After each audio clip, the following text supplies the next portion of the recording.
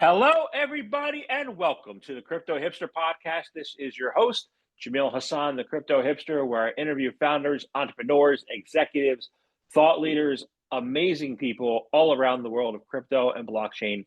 And today I have another amazing guest. He is the founder and CEO of Curious. His name is David Tomasian. David, welcome to the show. Thank you. I appreciate it. And thank you for everyone listening. And thank you for having me. Oh, it's a pleasure. It's all mine. So thank you for joining me today. And let's kick things off. I kick things off with the simple question. It's what is your background and is it a logical background for what you're doing now? Well, is it a simple question?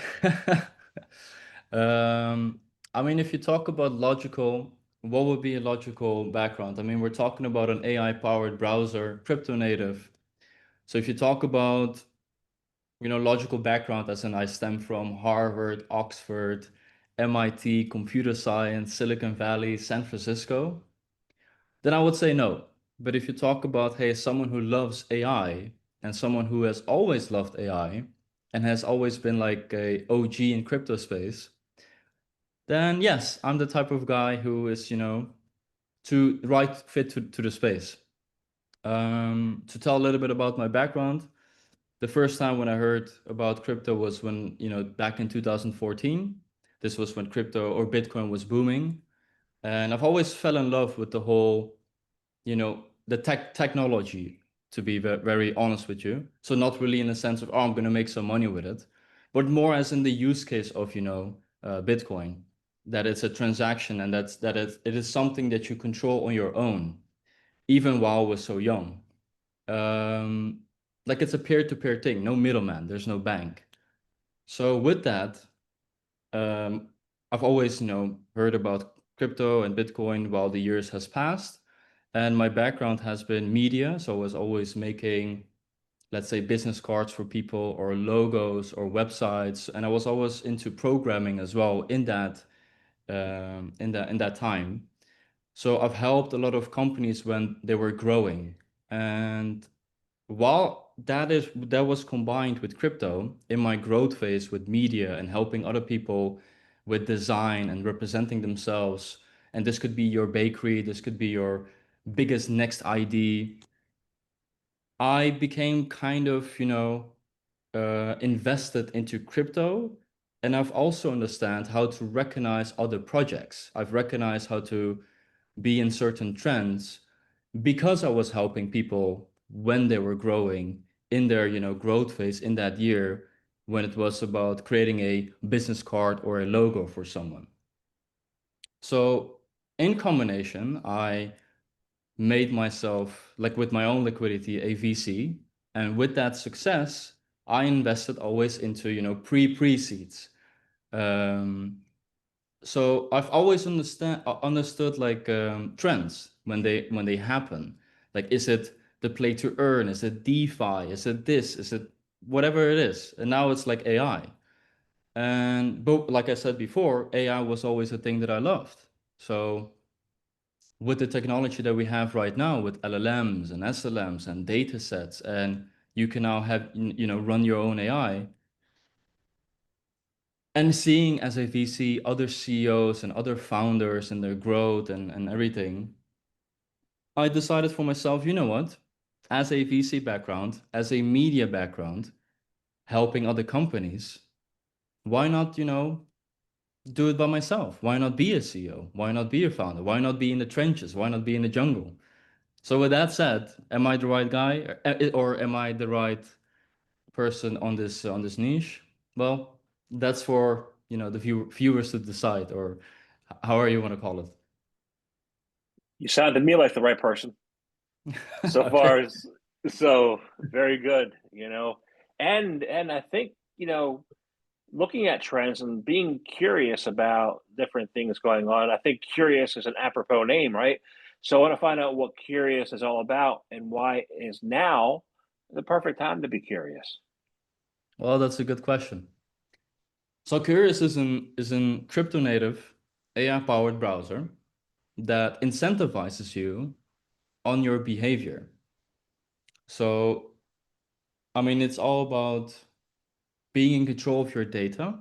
So that's how you use the browser. You're going to have your own control with your data. And how we incentivize that is because if the user wants to share that, for example, then you get incentivized by it. And I feel like these days, if you talk about timing, like why is now the right time to be curious, how you put it in. These days, you see a lot of problems happening with major tech companies like Google, Meta, and other players, Spotify, Amazon. There's always data leakages happening constantly.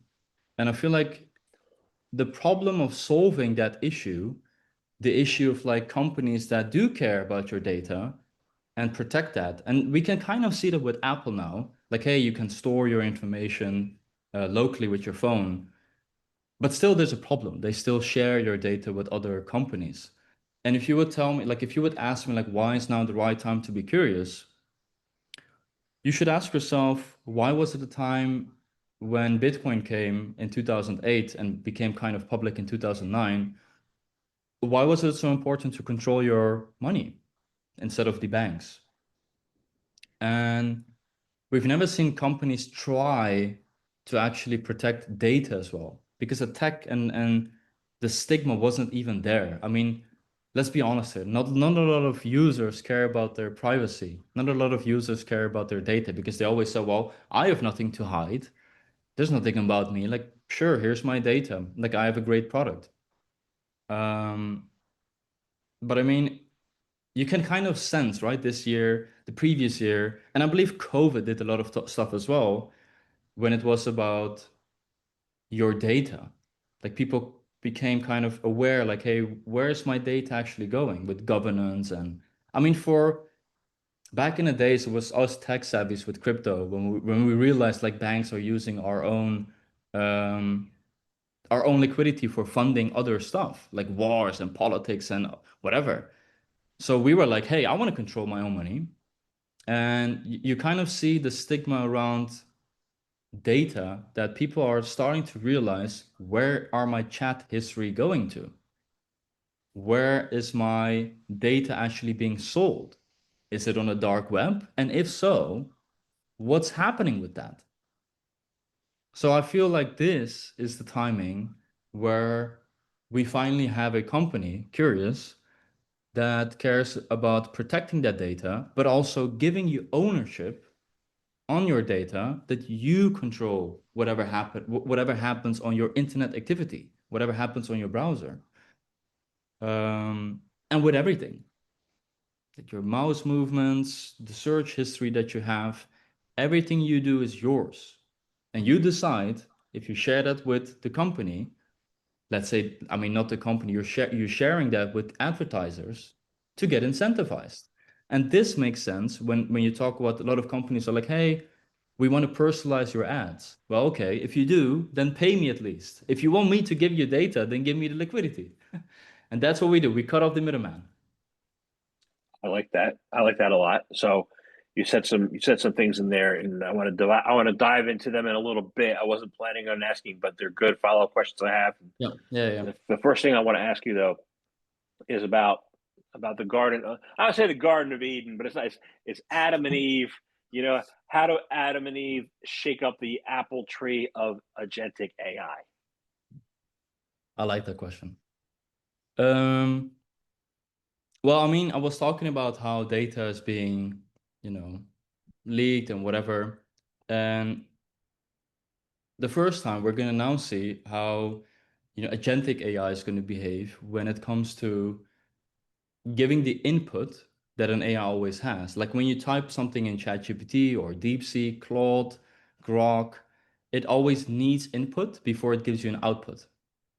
And now we're gonna see, Adam and Eve getting input constantly out of your behavior.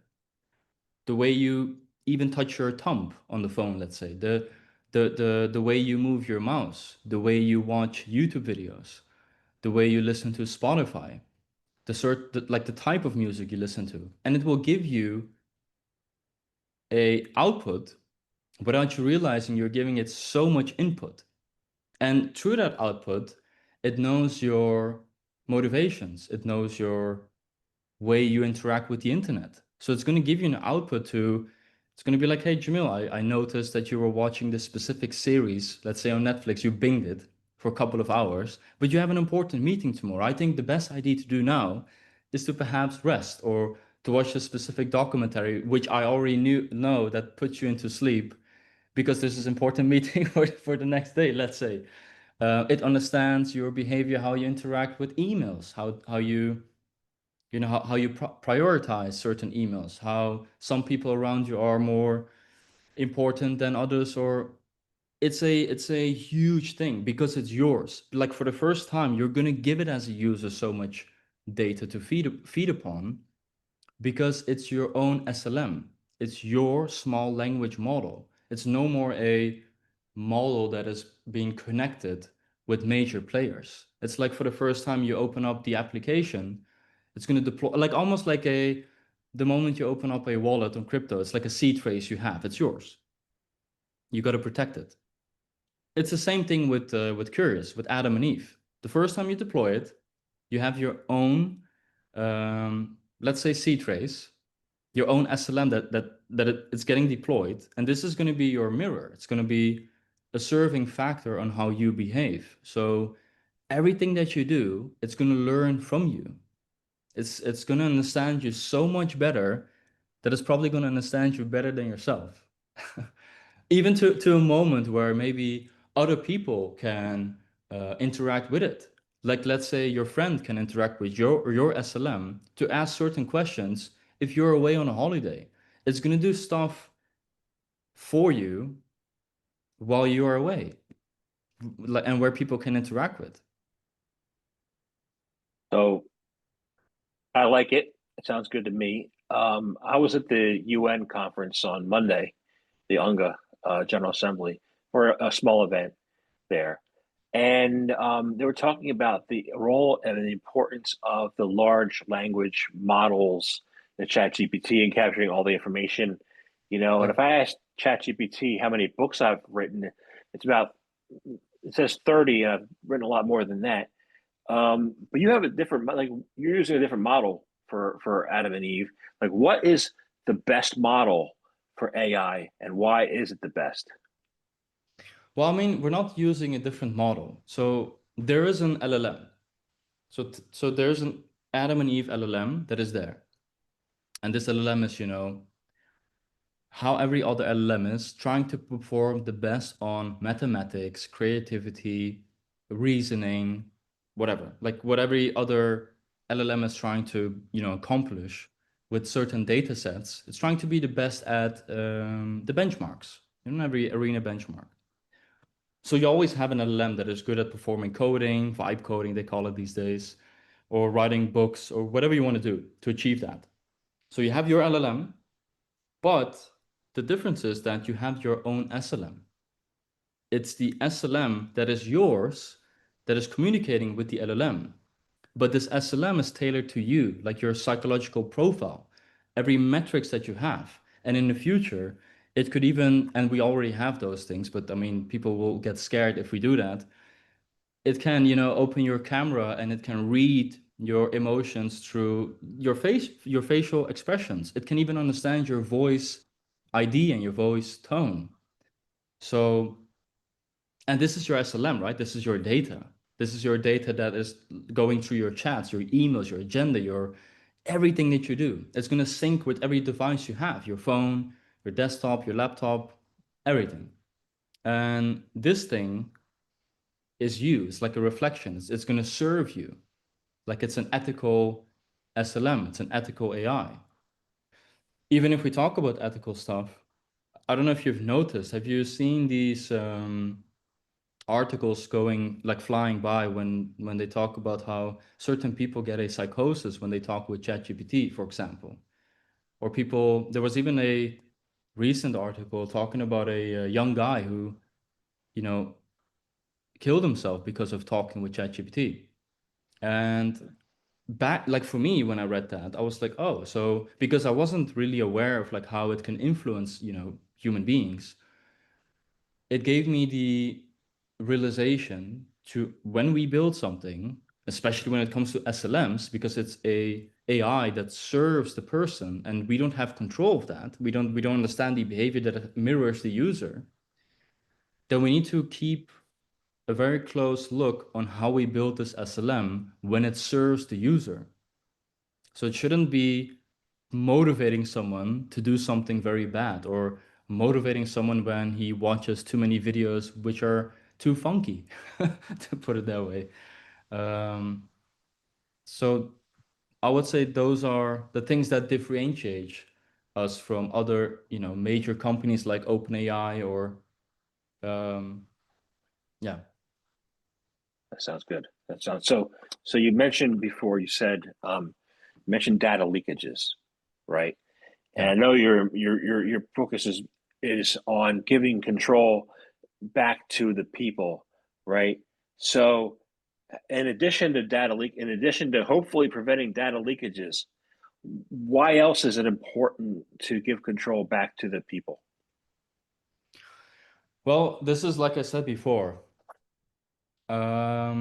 privacy and data is such a difficult topic when you try to explain it to, I don't want to say normies, but just the regular average Joe or Jane.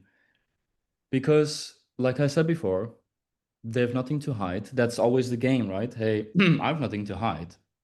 And for me, what I'm trying to accomplish with Curious is not to explain or not to bring the, oh, but you are important or you should realize what's happening, but is to make the user so important, even the average Joe or Jane, that you are part of a so larger clock in this whole system that we are in. When you talk about major tech companies like Meta, Google, Uber, everything that you do with your phone, Samsung, Apple, like even how, like it doesn't matter how important you are part of this. Let's call it a machine that feeds on everyone's data to eventually sell this to major players, major institutions, institutions that do need this data so they can have influence over politics, wars, behavior on psychological profiles on how humans behave in every country. Because in the end of the day, which has always been happening throughout history, kings and queens have always control. Like that's like a data thing. Like you see that in everything. Like the knowledge is always kept inside, you know, the like in every empire, like in the Roman empires, it's always there. Like they always feed upon the behavior of users. And my job, what I would like to, achieve is to explain users that for having control over your data that is so valuable for these big institutions, you can now either be like, hey, if I share this data, let's say with advertisers, at least pay me. Let's at least, incentivize me by. And if you don't. It will even go so far. Like you probably have seen these simple algorithms on Instagram where it's like an institution of, they talk about, hey, if you smoke cigarettes, apply, and then we can do some research on you. You're getting paid $2,000 for this month if we can feed on your data, your behaviors. And with Curious, it's the same thing. It's like, hey, there's an institution that wants to learn from you because the SLM knows you're smoking. Here's $100. Would you like to share your SLM's data with this institution who will protect your data? Because Curious has, let's say, done his due diligence on this institution.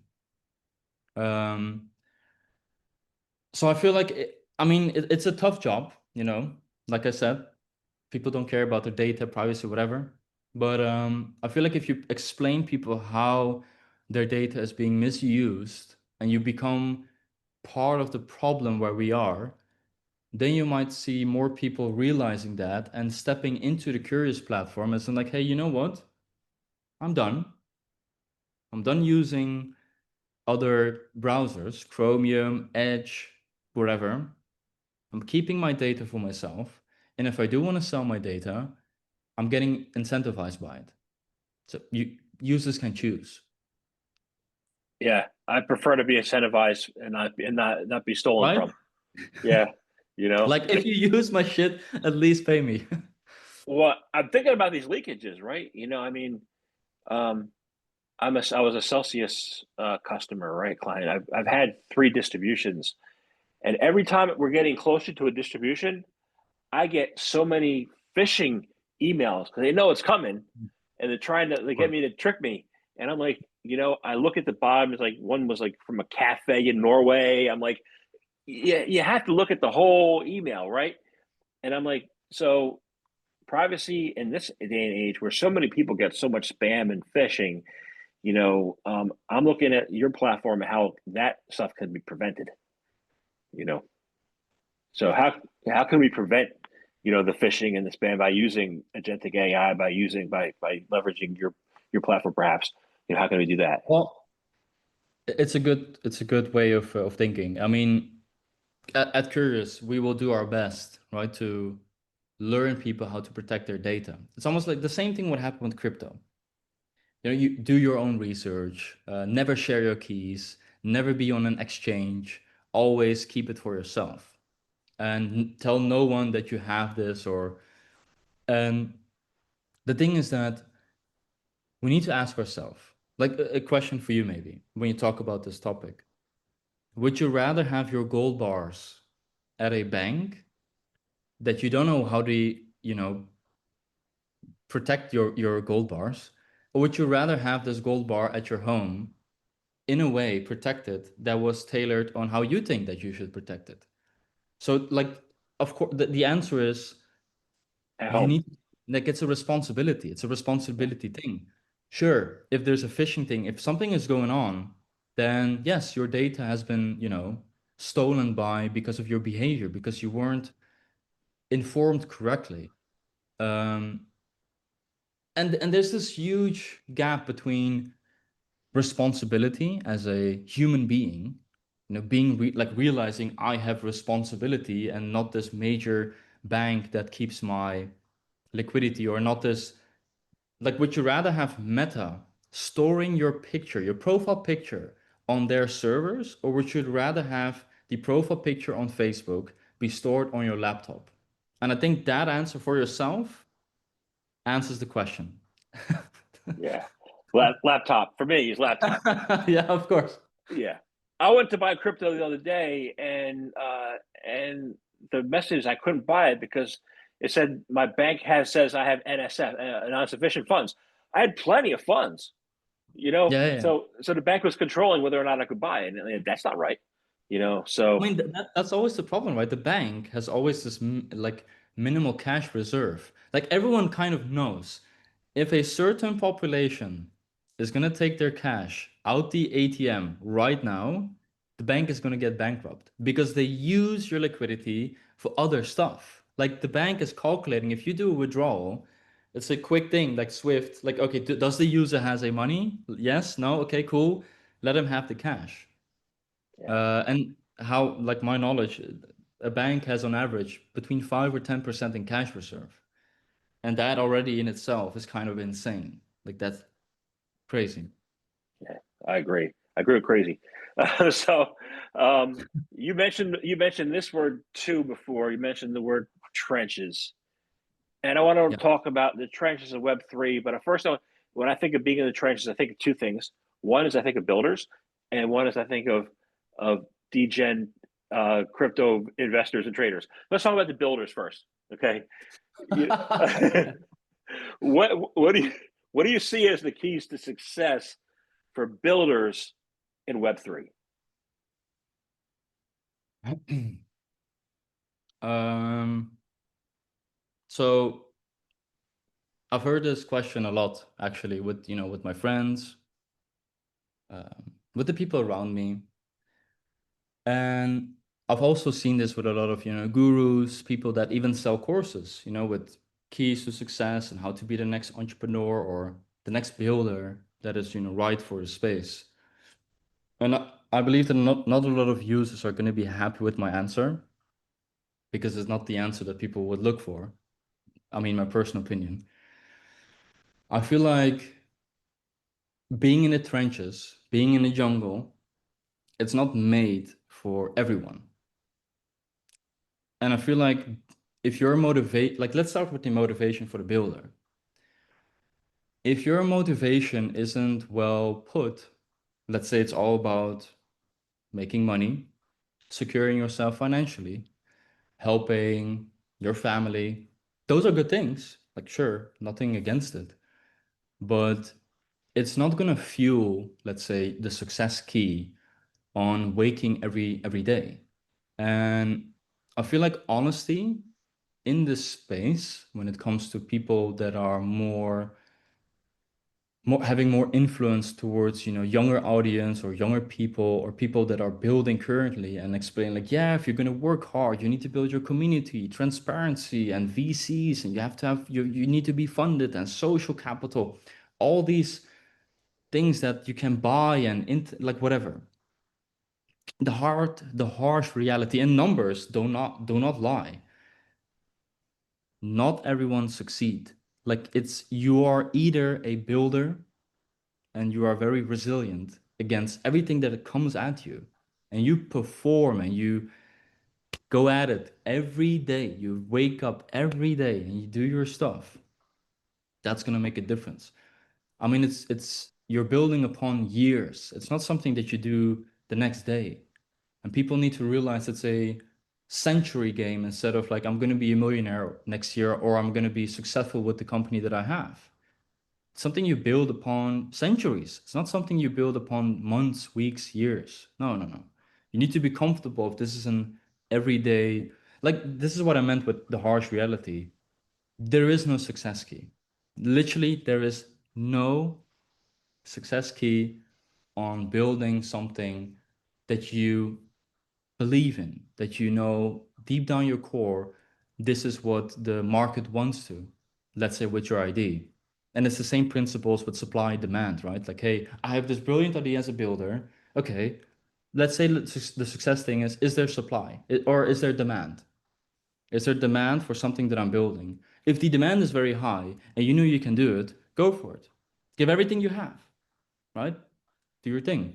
But like I said again, data doesn't lie. There's millions of startup companies every year. There are tons of crypto companies every year, and 99% of them they fail. That should tell you something towards you. So let's say the key that I could give, reflect in the mirror, ask yourself, am I the type of man? Am I the type of woman that could do this? If the answer is yes, go for it. I love that. I love that. Why? Because when I think of the other side, when I think of the degen traders in their mom's basement or dad's Yeah. basement or Yeah, whatever, yeah, looking at three yeah. screens, saying, "I'm in the trenches." Like, what are you on about? I've written 371 books. I'm on my 372nd. We'll probably finish today. 500 Oh, some wow. podcasts. Day by day, one by one. I buy crypto. It's one or two cryptos of one at a time. So like have 1,000 or something. I mean, I started with one, then two. People don't want Yeah. to do it slow. They want to do it like right away, and they want assurance. And I'm like, no one's giving me any insurance. I don't have insurance. I have No insurance on myself. guarantees. Zero. Yeah. So your answer's right. I like it. So um, we are. I have one last question. I have a couple of last questions. One is a crypto question. We are still stuck on using decentralized applications built on centralized browsers, right? Do we need decentralized browsers with decentralized applications? What's the best solution to building, for the future? Well, not to sound, oh, look at me. I mean, we're literally building a browser that is, decentralized. So we're trying to achieve, we're doing it. We're in the movement of actually empowering people with their data. So finally we see a company that I'm giving my all that's trying to achieve this. And if you look, like, it's difficult. I mean, I'm dealing with major companies. Not that I see them as competitors, but I'm dealing with multi-billion dollar companies like OpenAI. And even them, they are trying to gonna like they're even gonna build a browser next year. You can see Perplexity Comet. You see, other major companies that they're already there. And the reason why not they are not decentralized is because I've always said the multi-billion dollar industry is always data. It's users. That's it. So do you really think Meta is gonna be like, oh, we don't want to read your chat history, we don't want to understand how you behave with your mouse movements, the profile picture you have, how your mood is? This is valuable data. The multi-billion dollar industry is data. So why don't you see it? It's because no way they're gonna be removing themselves out of a revenue pool that is so high just like that because they care about users. Are they caring about users? Because I've had so many topics about other, entrepreneurs, builders, and they always ask me the question as well, like, David, how are you going to make money if you're not having the data of users? That's a fair question out of a revenue, way.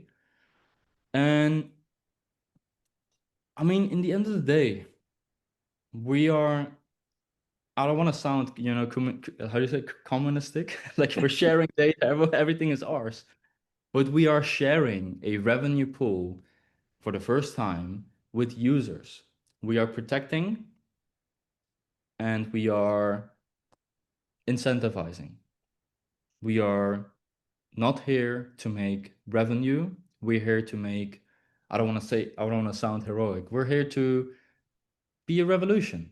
Like, I believe this is what I've always said, like, hey, what happens if we do go big and Meta is observing us, or Perplexity and all these other major companies? What will happen? And I believe the answer is we will force them to use this way of a new revolution. They will be enforced like, hey, this is the new internet. And this is how it should be. This is what makes it so different, especially with AI coming, that we are supposed to co-create AI for humanity. There shouldn't be a thing where it's one entity that is going to be growing towards AGI where users have zero control. This is how I'm building Curious. This is how we are building Curious. It should be that we as a humanity are co-creating with these SLMs, feeding this LLM with data on how we humans behave, how we navigate through data, information, knowledge, everything, how we watch movies. Why do we like these movies? Why do we like the color red? Why do we like this item in my shopping cart? This is how we do it. Not with a single company that, controls the data and is going to manipulate us again, because it's a matter of time where ChatGPT is going to serve you ads. And before that happens, yeah. Sounds good to me. Sounds excellent. I love it. So I want to thank you very much for your time today. This has been an amazing conversation. I enjoyed learning about Curious about you a lot. So my last question is this: is how can people find out more information about you, about Curious? How can they become curious? So we have a waiting list going on right now. So if you go to curiousbrowser.com, you can sign up to be, on the waiting list to be the first pioneer in this revolution to control your own data. Like, for the first time, you're gonna have your own AI. It's like almost the movie Iron Man. You're gonna have your own Jarvis. Who doesn't like that? It's gonna be tailored for you, like with your voice and everything. So sign up for the waiting list, and appreciate everyone's time for listening. I appreciate your time as well for having me as a guest. And yeah, let's blast away.